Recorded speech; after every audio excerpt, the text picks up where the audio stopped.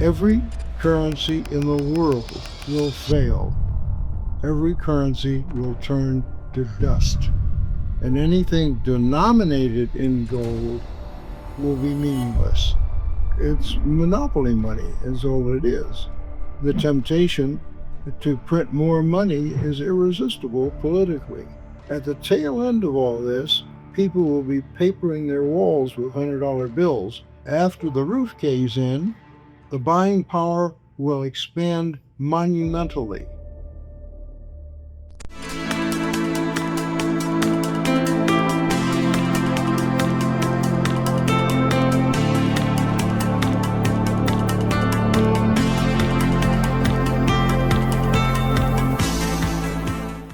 Hello and welcome, and my name is Constantin Kogan, and I'm your host at Holistic Investments, and I'm really excited to have an incredible guest here. It's like literally blessing for me to have Ronald G with me, who's a co-founder of Apple, who's an incredible engineer and just a lovely human being. Yesterday we met the Tyson Mansion House.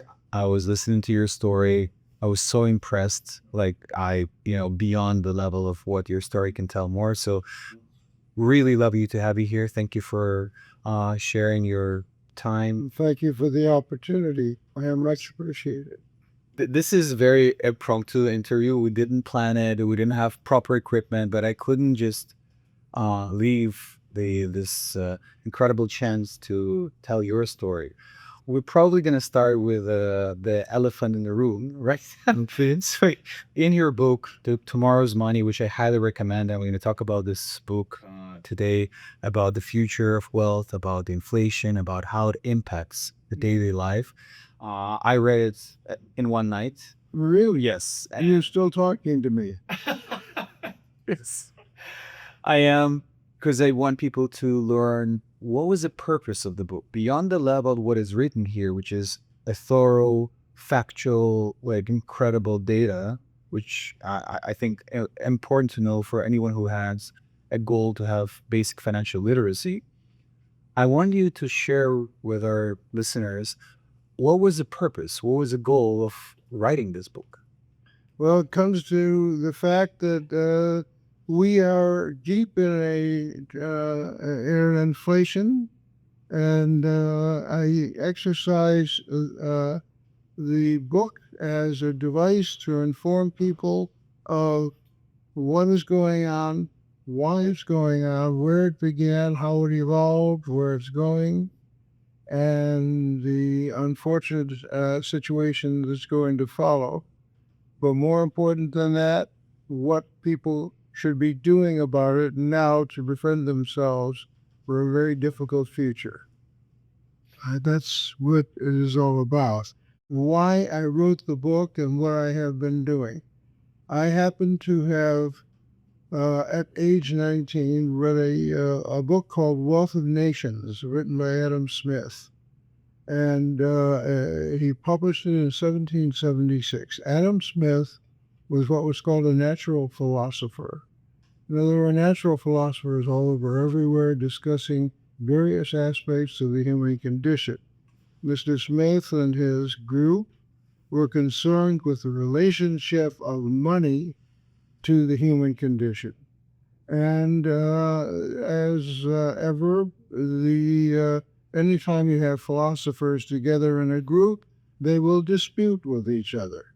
But there was one thing on which they all absolutely agreed, and that is any country that goes to fiat money, money by decree, money with no substance behind it, will suffer monetary inflation, monetary collapse, economic collapse, and potentially political collapse along with it. And there was almost immediate proof of that statement. First of all, aside from the fact that every inflation in history has inflated itself out of existence, there has never been a successful inflation or inflation recovery except abandoning the situation entirely and going back to hard currency. What had the subtitle of this, there should have been a subtitle on this book that said, everything you wanted to know about money and this inflation, but were afraid to ask. That is what is in this book. And why it was written is because people all over the country, as has been my observation, are running around wondering about this terrible circumstance, what is going on, who did this to us, et cetera, et cetera. And there hasn't been any source that can answer their questions. And this makes it a dangerous situation because people will make judgments as to what they ought to do in the face of this problem, and probably make wrong decisions because they have no understanding of what's going on. Yeah. And that is exactly what this book provides. Let's start with the inflation.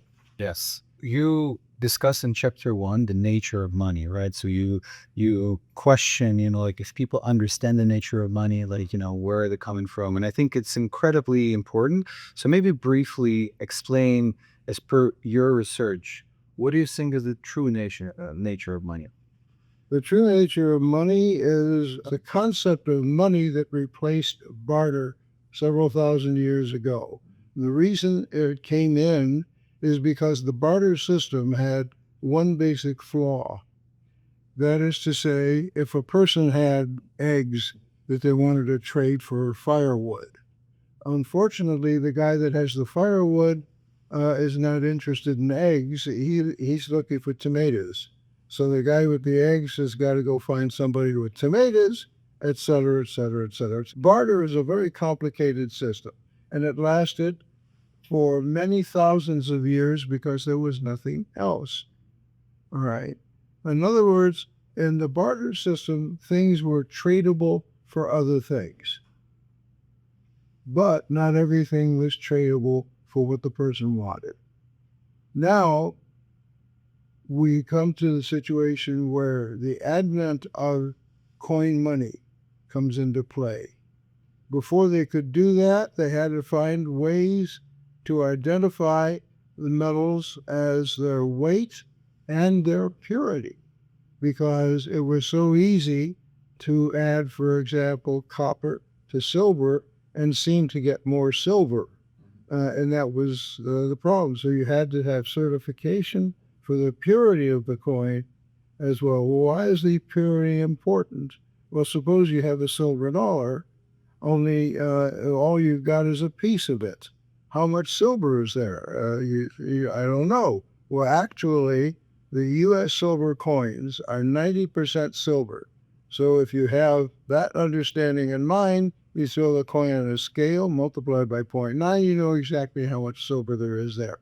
This is why the purity of a coin is as important as our certification that this is, in fact, based upon silver.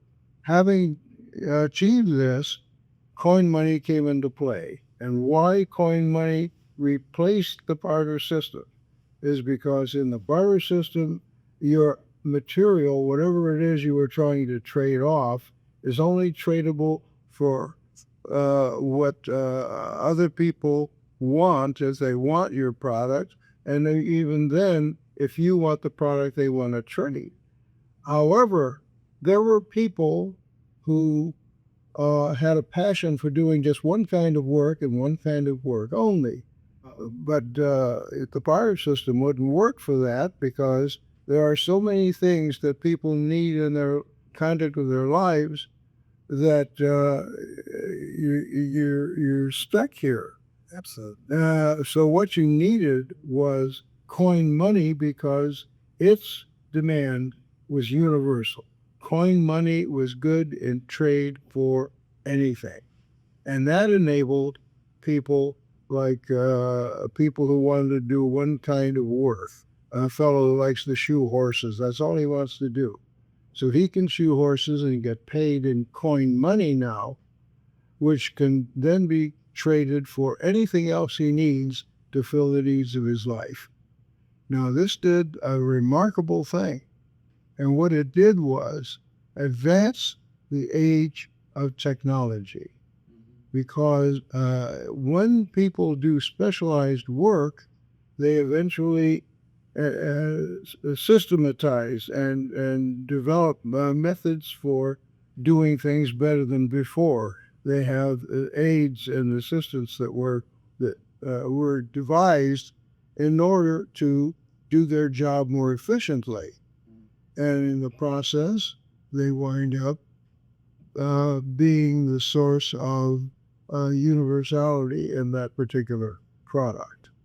Okay, so once coin money was invented, barter faded away. After thousands of years, it just disappeared. And fortunately, because, for example, you can't barter together an automobile. It takes technologists to do this.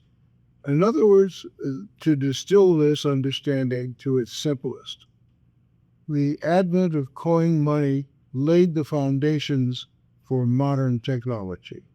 It took this. You couldn't have a situation of modern technology if it was based on barter. It wouldn't work.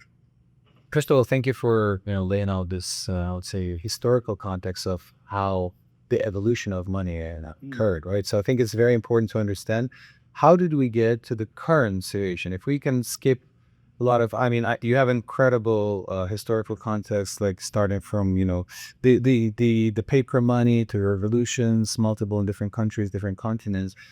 But let's jump into what we have now, right? A lot of people feel that they're in debt, like, the national US debt, just like itself, of what, 36 trillion dollars, right? Something like that, right? And it's growing. And people feel that they're trying to learn, they're trying to adapt, but there's little that they can do, right? So from the pragmatic side of things, how do you see what can we prepare ourselves to, like, given the fact that the inflation is already pretty high and according to what you've mentioned before, it's probably going to rise? As I said already, fiat money in history has always inflated itself out of existence. There are no survivors and never were. Today's inflation is due to money with no substance behind it. Well, how did it all begin? Well, it began in 1944, near the end of World War II. And what happened was that World War II was the most expensive war in human history. So, as a result of that reality, the United States had an ally, 43 allied nations as allies to ourselves, fighting the fascists. All right? Now, the problem was that because the cost of war had become so great, by 1944, half of these allied nations had gone bankrupt. The story was that what does it take to fight a war? Gold.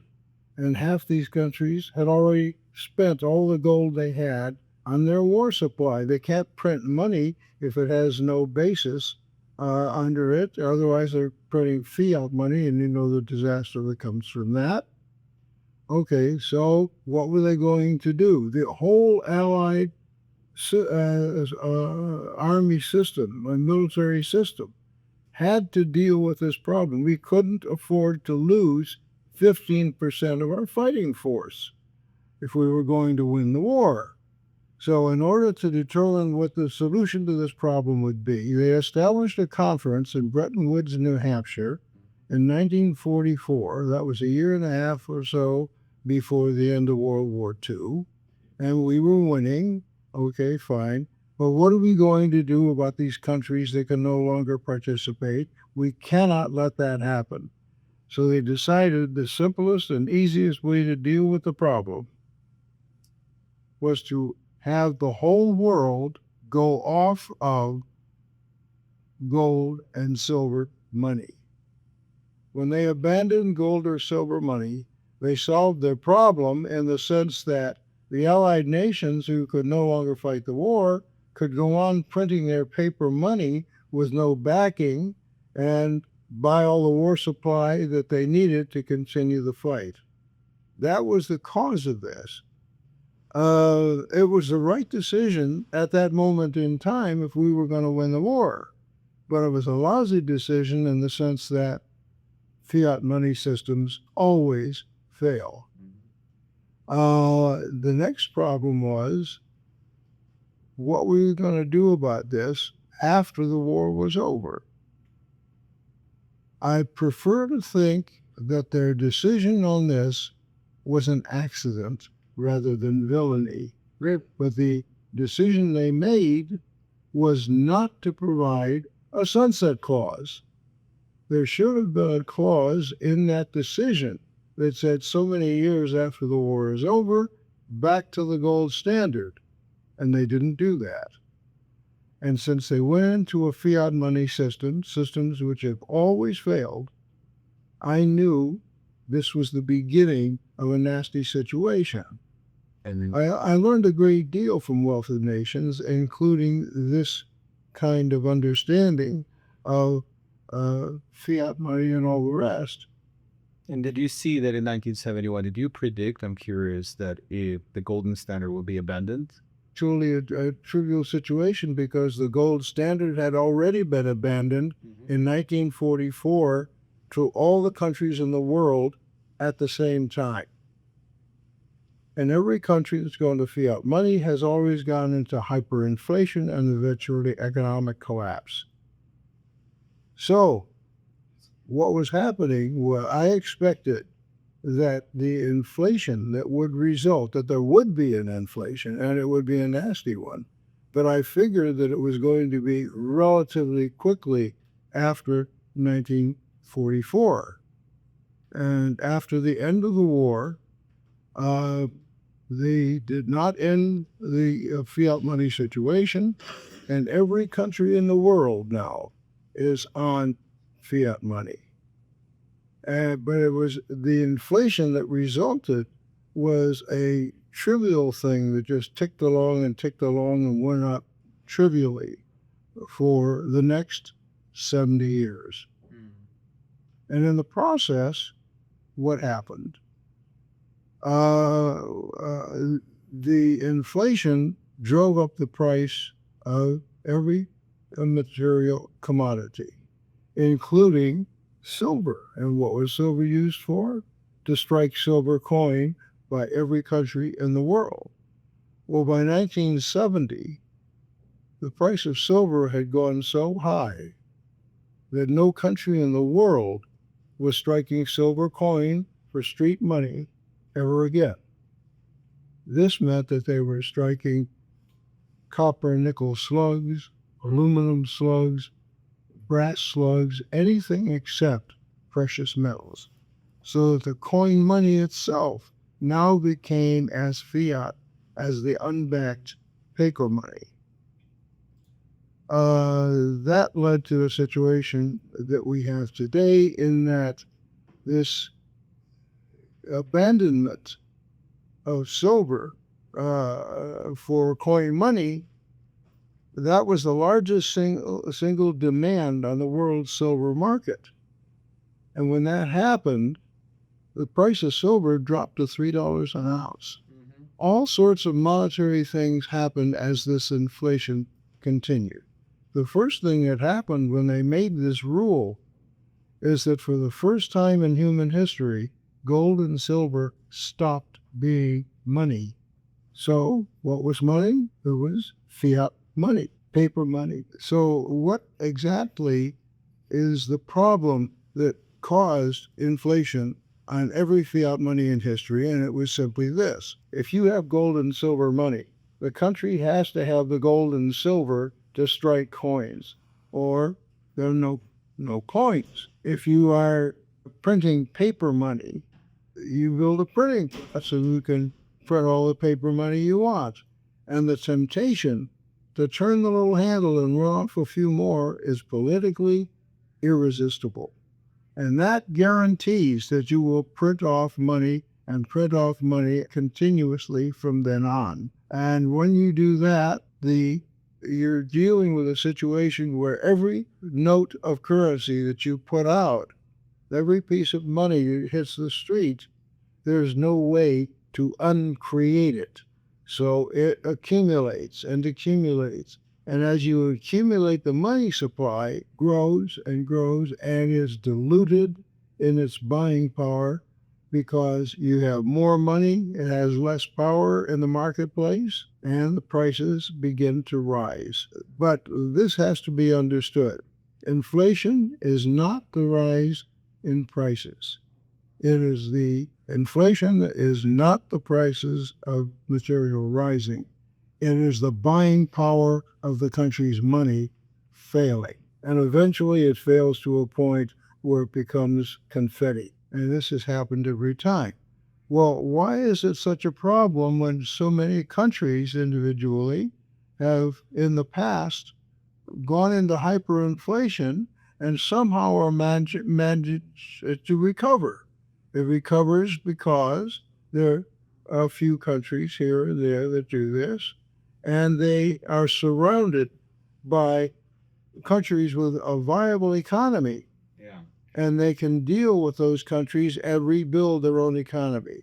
But when you're dealing with all the countries in the world going to fiat money at the same time, you have a disaster because everybody is failing at the same time. The example I use in my book, if your house is on fire, you call the fire department. But what happens if the whole town is on fire, including the fire department?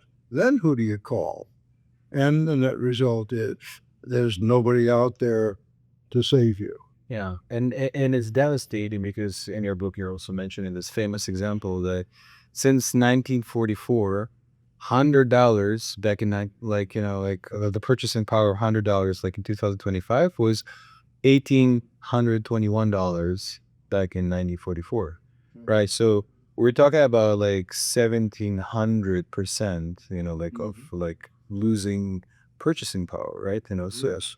So a lot of people starting to feel this more like on a daily basis, right? Yes. Sometimes people try not to think it because it's depressing, right? But in your coming back to the question also, like in your opinion, like where like if we come back a little bit to the United States and the dollar is still the reserve currency. I can simplify this for you. And the simple explanation is this. There is an economic law that says all the money in the country is always equivalent to all of the goods and services in the country. And that means if you suddenly double the money supply without doubling the supply of goods and services in a measured amount of time, all by itself, the prices of everything in that country will double. And if you're printing money and printing money and printing money, the volume of money expands, and the inflation gets deeper and deeper and deeper until finally the money becomes totally worthless. And the I would say the most horrifying part of it is that there are a lot of like I would say financial engineers who are creating artificial tools to slow this down and so that it will not be as visible. I don't think that this is a willful intent. I think this is governments stuck with the inflation. They're stuck with the mechanism that creates inflation. And as I say, the temptation to print more money is irresistible politically. Politically, 100%, but don't you think you mentioned into the crisis of 2008 as well, right? So you mentioned in your book also the crisis of 2008, the collapse of the market, and we had many like Great Depression, many other crises, right? So it's a cyclical process, right? Natural. However, some people who were making decisions back in the days, is it fair to say that they knew that eventually, like someone will bail them out, right? There is another way of looking at it. Yeah. When the country is on hard currency, the people who are administering the country's economy are compelled to account for every penny that is taxed from the public. And that makes them users of money, the same as any beggar on the street. They can only use money. They can't do anything else. But once you go to fiat money, you turn the whole equation, social equation, upside down and inside out. What happens when you go to fiat money is that the government becomes the creator of money. Yes. That is the problem.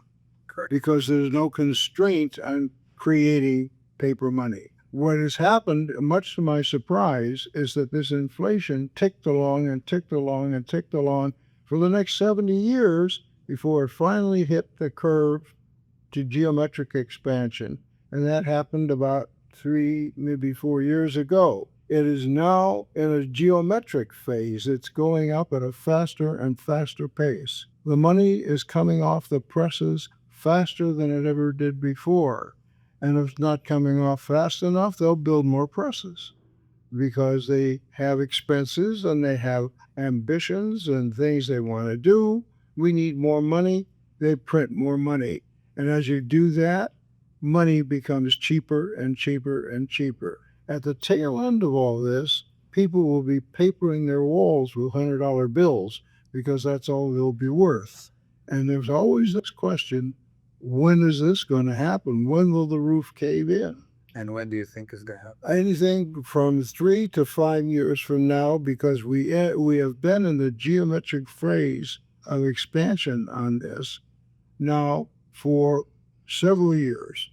And as this phase of the inflation always goes increasingly more rapidly as time goes on. And in your opinion, this exponential growth and the potential collapse of the system in 4 to 5 years, which is very near term. I don't know how it can be avoided. Well, I can suggest. But what avoided is one thing, right? Let's talk about, I think, a little bit more important to understand for people who are first time even hearing the depths of this problem, right? The gravity. Yes. So what are the consequences?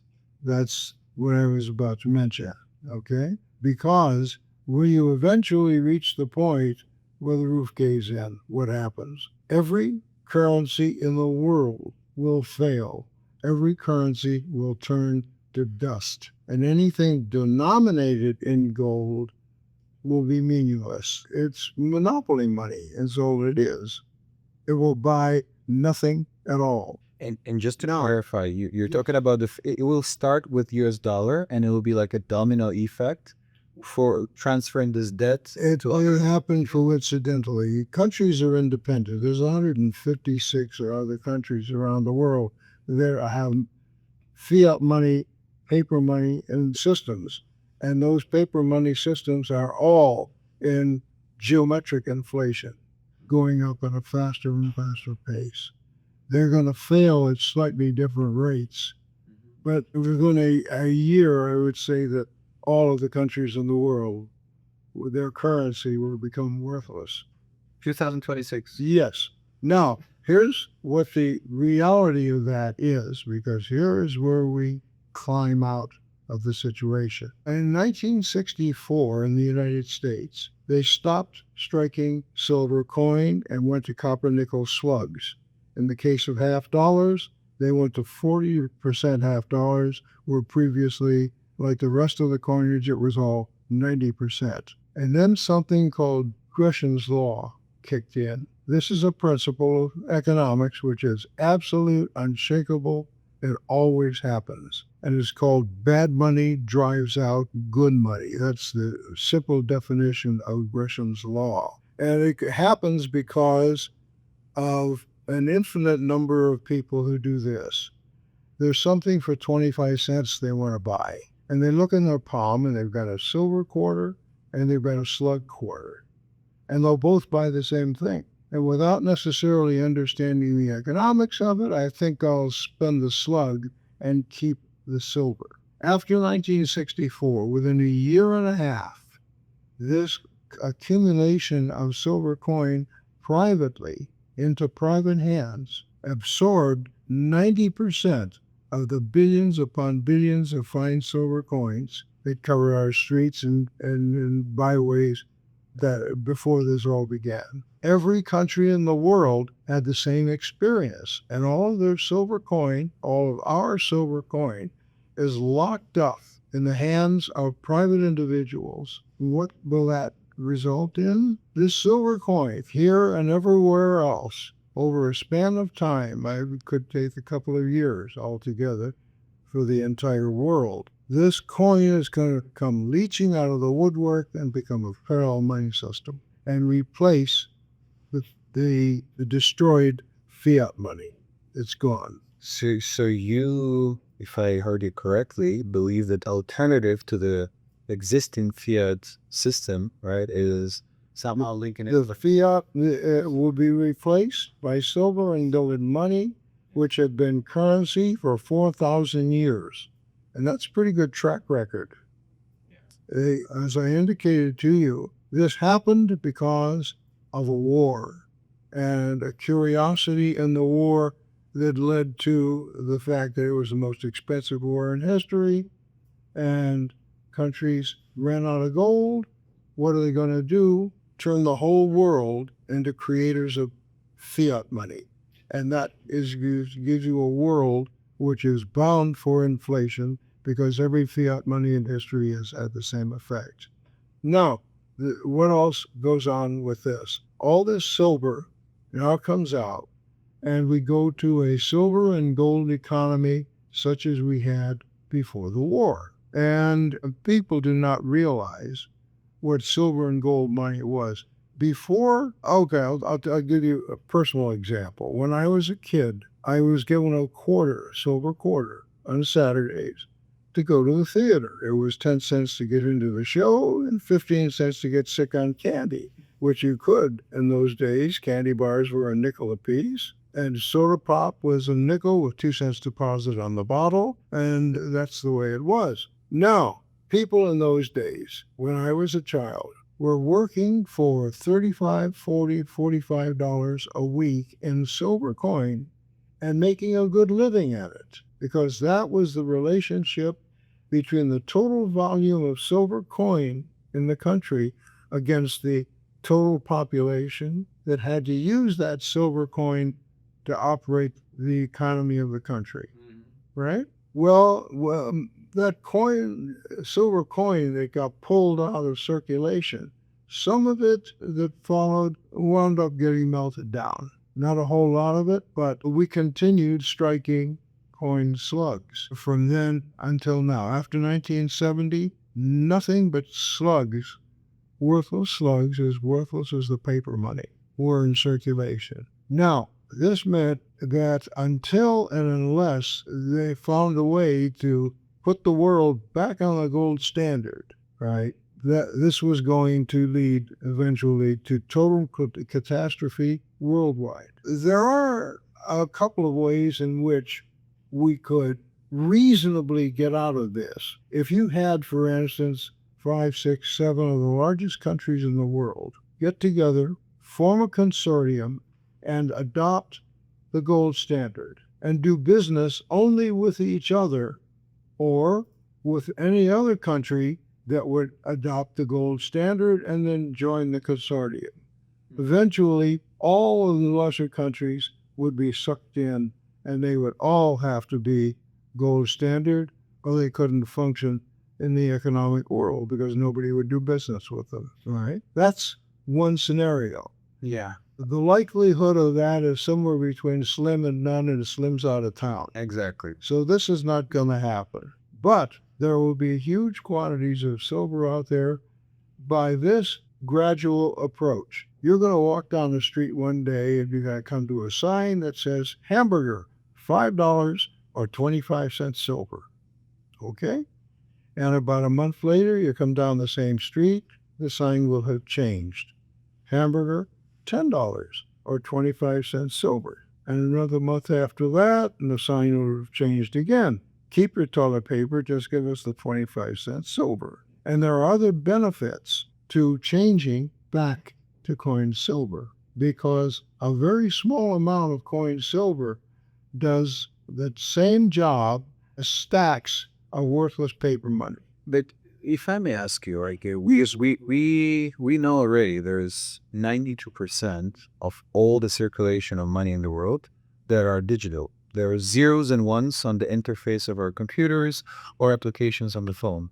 So I'm curious to hear your perspective of how do you see it will be equivalent of physical coins, silver coins, as opposed to maybe digitized version of a silver coin. The answer to that is very simple. Why did gold and silver money function perfectly for 4,000 years? That is an unbeatable track record. It did so because you had something of substance, something of value as the basis of your currency. What is the basis of a Bitcoin? Have you ever seen a Bitcoin? No. No. And It's a nobody else programmable, has one. programmable money. Yeah, okay. There is nothing of substance at the base of a Bitcoin. Well, it's supposed to be absolutely fixed into only a certain number of them. The problem is that the Bitcoin is a human creation. And being a human creation, it is subject to corruption. And it'll become a profit to somebody to corrupt the system, and I guarantee you they will. They'll corrupt the new silver coinage that comes out as well in this way. When they changed from silver to copper nickel, they did not change, for example, the design of the coinage. Well, that's in the recent history, but historically it was forged. Right. There were a lot of attempts to also bifurcate the system into. Well, what I'm saying is this: because they did not change the design of dimes, quarters, and half dollars, you can look at a copper nickel dime, quarter, or half dollar and say this is a slug, and you can see what a silver coin is. Especially if you look at the edge of the copper coin, this is a copper laminate. The copper's on the inside. You can see the copper around the rim of the coin. But this is what's going to happen.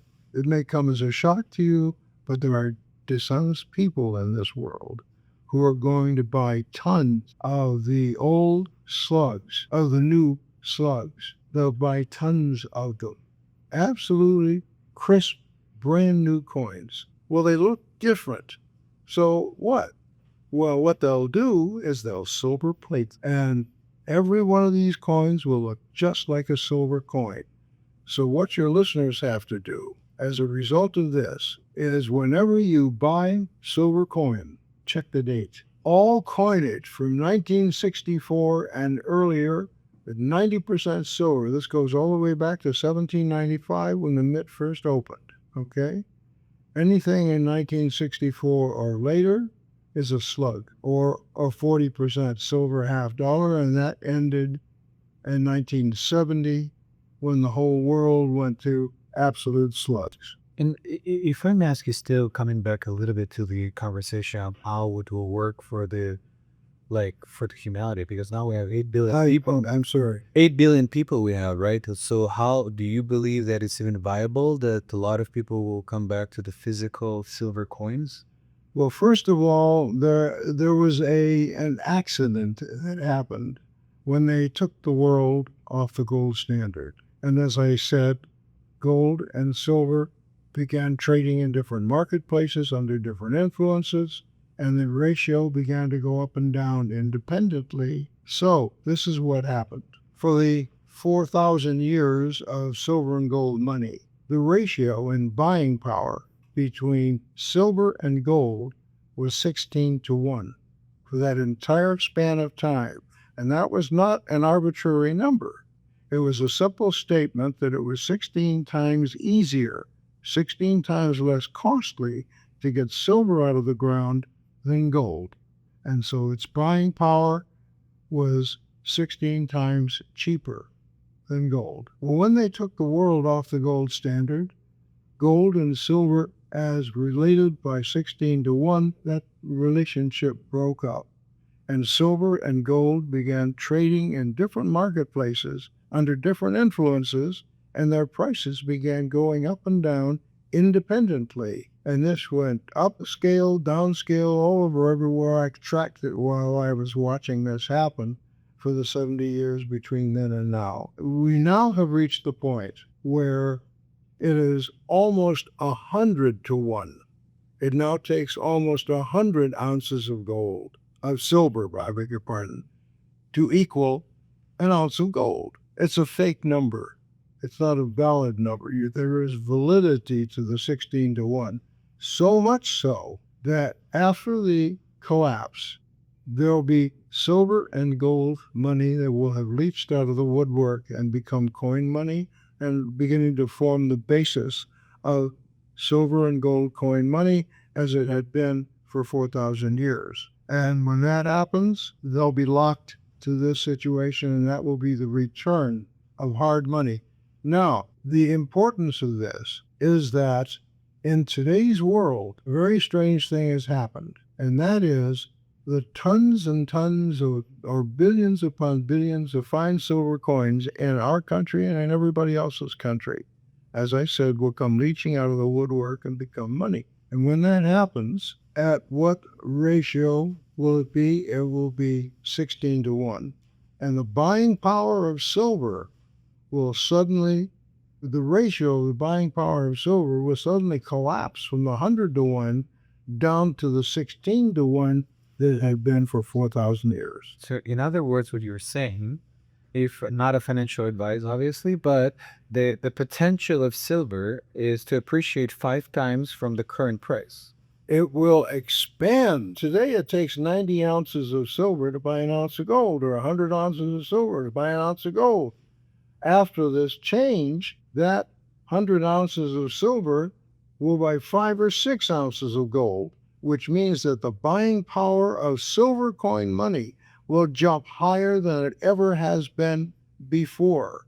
There's another thing that will escalate the value of the buying power of silver coin even beyond this, and that is, when I was a kid, there were volumes of silver coin that made up the country, and there were huge amounts of silver coin. In today's world, a lot of that coin was lost to melting and whatever when it went into what by Gresham's law got kicked into hiding. In addition, we wind up, or as a result, we wind up with less silver coin than existed before against a larger population than we had before. And that means that the whole shift will be in buying power, where 20 cents when I was a kid would buy you a breakfast, and 50 to 60 cents would buy you a lunch. After the roof caves in, 15 cents will buy you a breakfast, and 40 cents or 35 cents will buy you a lunch. The buying power will expand monumentally. So all that coin is out there now, and it's available to the public to buy. They can buy this coin.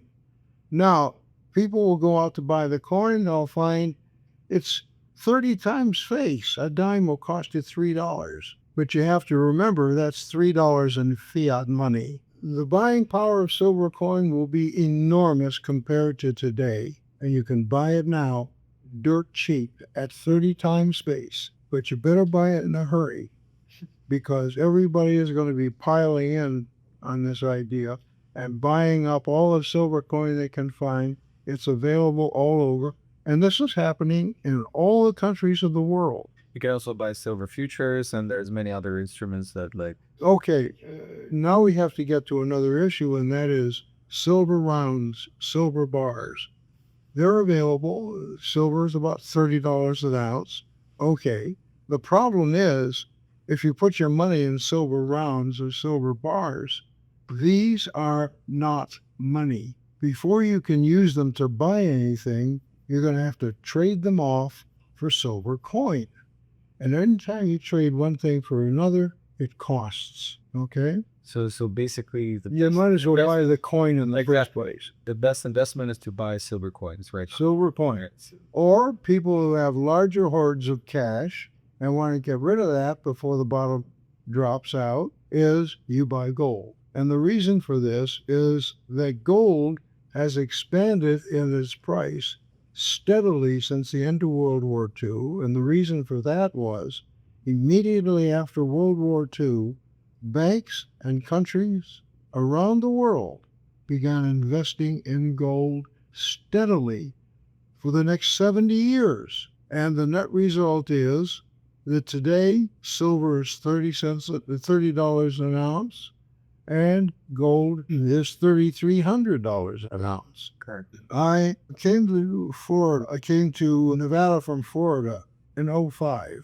And I had a $100,000 check in my pocket from the sale of my house in Florida. I used half of it to buy the house I have now.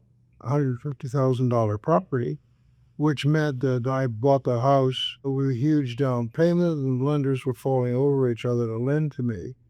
But with the other 50,000, I bought gold at $400 an ounce. And today it is $3,300 an ounce. That's incredible. And the escalation has only begun. Yeah. So, and I but we already briefly discussed it, right? And also maybe don't have to go deep into it, but I understand your stance on Bitcoin. But don't you see that like programmable money on blockchain can be a great addition in the evolution of how gold like The only thing that supports these different money systems is faith. People buy them because they think they can sell them later on for a lot more money, and the people they sell them to think that they can sell them later on for a lot more money. They believe in it. The only support you have for a cryptocurrency is faith. There is no physical substance that you can call material that has any worth of a physical nature. Gold and silver money is gold and silver.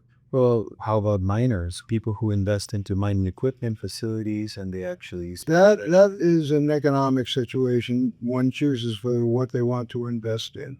The silver and gold mines have always been profitable if the gold and silver veins in those mines continue to carry. And you can invest in that. It's a slight gamble because the vein can run out and suddenly the mine closes. but I'm talking about also, you see, Bitcoin is as programmable money. It also has a value because miners spend energy, time, and efforts as well, and resources to create it. In a way, you can have the comparison, right? Because in a way, you can also argue that gold is also in a was started as fake. Because back in the day, there's no semiconductors. You didn't use it for microchips. Not Right. exactly. In a way, Okay, in a way, perhaps. Yeah. What function can you find for a Bitcoin or whatever device you have that says you own a piece of Bitcoin? What can you do with gold? You can make coins, you can make electronics, you can make medical instruments, you can make objects, you can make anything out of it. Do you know where gold and silver come from? How did it come into existence? You mean historically? Somewhere from probably Mesopotamia, and That's here. How did it get here? Where did the gold come from to become part of the creation of this planet? you're talking about the cosmos, right? The metal itself. Metal, the meteor. Yeah, where did the metal come from? It had to be created somehow. How was it created? That, if I'm not mistaken, from a debris of the meteorite. Right. No. What happened is you have to have an atomic structure that is unique to gold. You have to have an atomic structure that is unique to silver. And where do you get in a soup electrons, protons, and neutrons hot enough with enough pressure to squeeze those things together and make silver and other metals? How do you do that? In the center of an exploding star. Okay? A star gets hot enough with enough pressure to create all the elements up to iron. Once the sun begins to produce iron, that is its death knell. And it will turn into a supernova. It will explode and multiply the pressures and temperatures involved. And under that super hot, super pressure, the condition, that is where gold and silver are created. And an exploding star throws this stuff out into space, and eventually they coalesce along with everything else that makes a planet.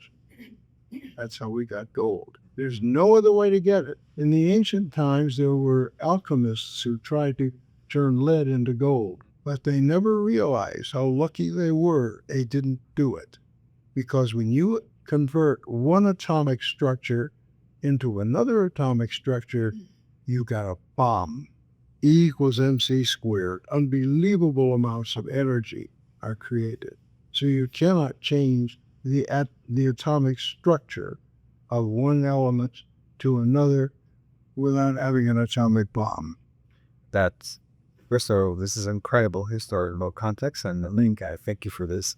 I not to also lose one important topic we were talking about before. We promised to tell your story about the Apple stock. Yes. When it start, the book starts from there. I just wanna. My life story is pretty bland. Everything I did throughout my life was with the sheer fun of doing it.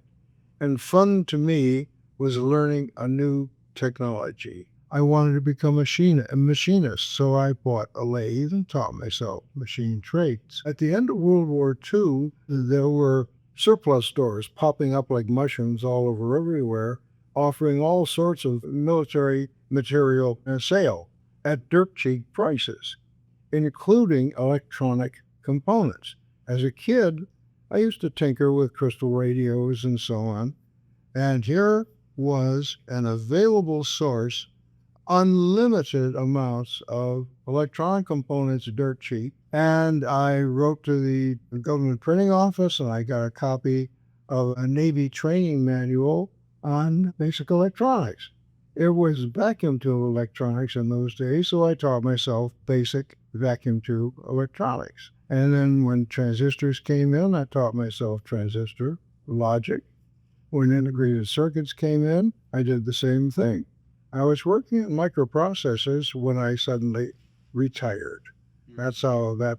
And I did all this stuff and a lot more because I was a polymath, somebody with a whole bunch of skills. But I only acquired these because I want to dabble in that and I want to dabble in this. And I learned the technologies just for the fun of doing it. And I've led my whole life that way. Well, because of this multiplicity of skills, I hadn't realized that this made me a perfect candidate for employment by small companies. Because where they were hiring draftsmen before and machinists before, the small company could hire me for whatever job they wanted me to do. And there were 3 other people they didn't have to hire because I could do their job too. And that made me very valuable, particularly to job shops. Have you familiar with job shopping? No. Okay. You've heard of Manpower? Yes. Yeah, you know how it works. They have a pool of people and they rent them out to companies. So you rent it out, and the problem is you have absolutely no benefits of any kind, shape, or variety. Okay? But what you do get is half again as much pay as you would have gotten if you worked for the company directly. And I did this for about 12 years. Okay. I decided at that point in time, maybe I ought to get myself a permanent job. So I talked to a friend about it and he says, well, get yourself a headhunter and he'll find you a job. And I kind of balked at that. I said, I really don't think I want to pay anybody to get me a job. He says, oh, no, you don't understand. You're a professional. The company pays. Oh, really? Okay. So I went out and I got a headhunter. And by absolute, total, complete, remarkable coincidence, I wind up the next morning in the offices of Atari, offered a position as chief draftsman and product development engineer. And I could do these different skills, and that made me employable. But again, I first had to pass the review. So Nolan Bushnell, the owner and founder of Atari, creator of Pong and so on, turns me over to the chief engineer, a guy by the name of Al Alcorn. And Al Alcorn says, okay, he gave me the strangest review I've ever had in my life. He spent about 10 minutes asking me the simplest of all possible questions. And then finally, he comes to me and says, I have a problem for you. You solve this problem, you got the job. Well, he didn't know I was an electronicer. I was also a tech writer, illustrator, machinist, and so on. He didn't know that I had all these skills under my belt by that time. I said, what's the problem? I'll take a shot at it. He says, okay, you've got 2 switches and 1 light bulb. show me the circuit where either switch can turn the light or off. And I said, "You're kidding." He says, "No." And it took me about 20 seconds to draw the circuit. He got the job. That's how that happened. I was at the right place at the right time with the right skills to land a position in Atari. Which is a giant, but Yes. And I took it a stage further because what I did was my first project was to design enclosures for the new games that were coming out. These were for video street games. yeah, I played them. I remember. I was a big fan of Atari, and I actually met Nolan Bushnell. Oh, good, wonderful. A hell of a guy. A lot of fun. At any rate, again. So you landed in the right job. Yeah. Position. Your design helped to do. What happened was, in the process of trying to design this enclosure, I needed a latch or something, and I go out to the kids on the floor, and I said, "Where is your purchase parts documentation system?" I've been in the game now for 20 years, okay? To make it simple for you, in a manufacturing facility, you have two ways of documenting, or two systems of documentation. One is for parts that are designed and fabricated by the company itself. That's called fabricated parts. The other is purchase parts: screws, nuts, bolts, washers, transistors, integrated circuits, you name it. Those were the purchase parts. So I said, I need this particular latch. How do I find it? And so they brought out their purchase parts system in the form of a 3-ring binder with page after page of 5-digit numbers. And after each number, someone had scribbled in the description of the part, which was absolutely useless. I almost lost my upper set.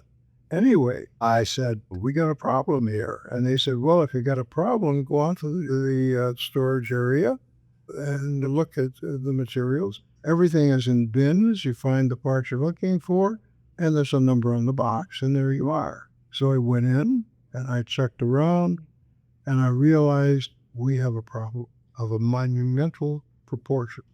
And I've got to go tell Mr. Alcorn, the chief engineer, that the company has a problem. And I knew I was going to get my head handed to me, or at least that's what I felt when I had to tell him this. "No," he says. First of all, I told him, "Mr. Alcorn, you've got all of this material in inventory, maybe $500,000 worth of inventory that might just as well be in concrete. You're never going to get this stuff out of here. We have to do something about this." And he said, "No, we don't.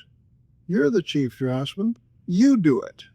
And that's when I really lost it, because I had been in the system for 20 years. I knew everything there was to know about documentation systems. I knew about documentation, period, because I had grown up with it.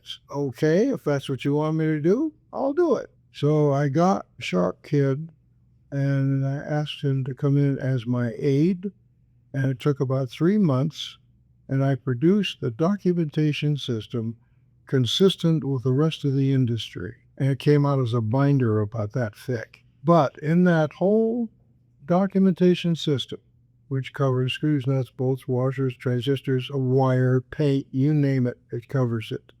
Tells you the sources where you get it and all the specifications for every part. There were no parts where you had two, or situations where you had two parts or for the same number, or two numbers for the same part. And the numbers were systematized so that they were broken up into electronics, wire, paint, and you take it from there. And I was a hero. Okay. And that was how things began. And then I think it was about 2 months later, and in walks a 21-year-old Steve Jobs. Tell me about coincidences, right? What year that was? You remember? That was before 76, so it had to have been 75 or 74. And Jobs walks in the door. He's marketing new game designs, electronic game designs, or circuits, to Nolan Bushnell that were designed by Wozniak, who I hadn't met yet. And somehow or other, he knew I had 20 years experience in the industry. And that fascinated him because I had all sorts of skills and information. I was a polymath, and he wanted that information. He wanted those skills. He regarded me as a kind of mentor. Fine, I'll do what I can for you. And at what point he offered you the 10% of the company? It was sometime after that Jobs came into my office, and he says, I understand you used to design and build slot machines, electronic slot machines, and you had them qualified by the gaming commission. I said, yes, that's true. He said, look, I can get my paws on $50,000. Why don't we go into the slot machine business? And I said, Mr. Jobs, that's the quickest way I can think of to lose $50,000. He was not impressed. At any rate, we left it at that point. Now, I don't know whether that disappointed him or gave him a better view of me, but whatever it was, he comes back to me, I'd say about a month later, and he says he and his buddy Wozniak are going to form a company to build personal computers. I said, oh, that's slick. I thought it worked well. He says, one little problem is there was the perfect opposite, the perfect foil for Jobs. The two of them together made an unbeatable team. Okay.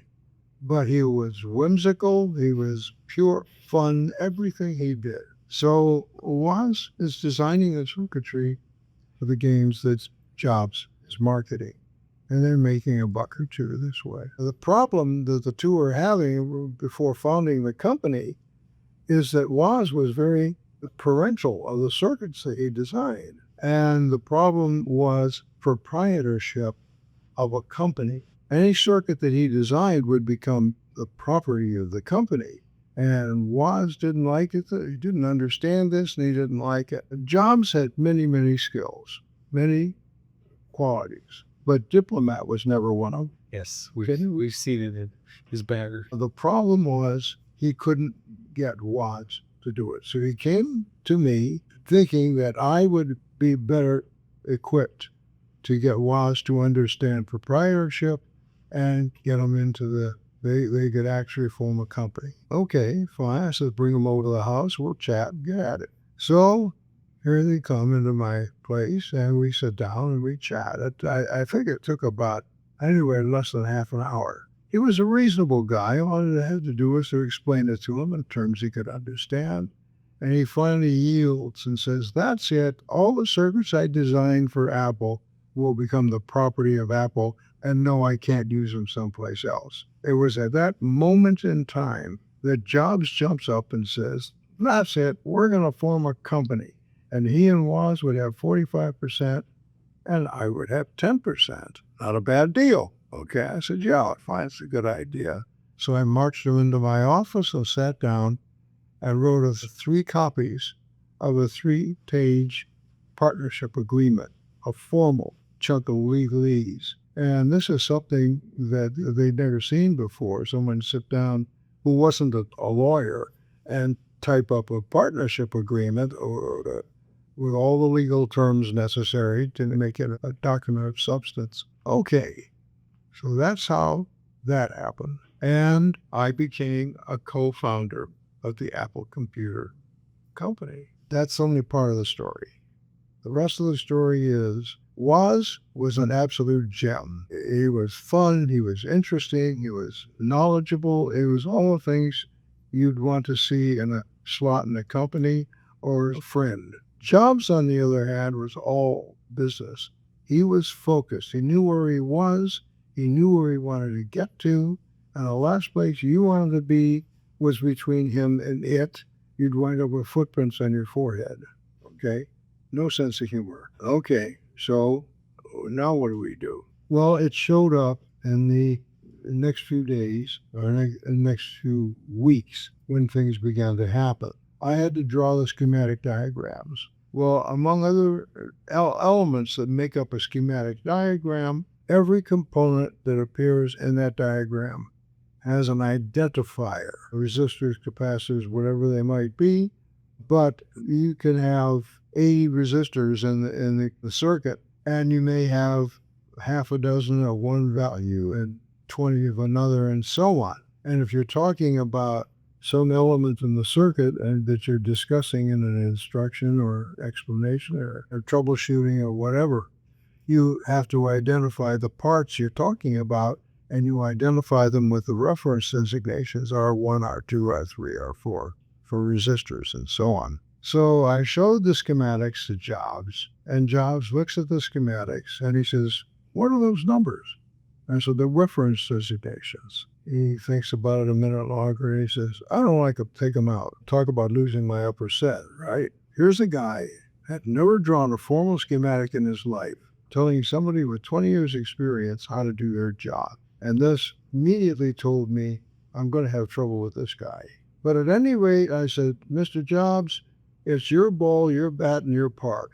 You want me to take him out? I'll take him out," knowing full well that at some point down the road, somebody's going to put him back in again. It had to be, you can't have a schematic diagram without reference designations. You can't service the equipment without identifying each part individually. Something else popped up. He went out and he did exactly what he was supposed to do. He found a place called the Bite Shop and sold them 100, 150 kits of the Apple One. And next thing he did was also something that was perfectly right for the company.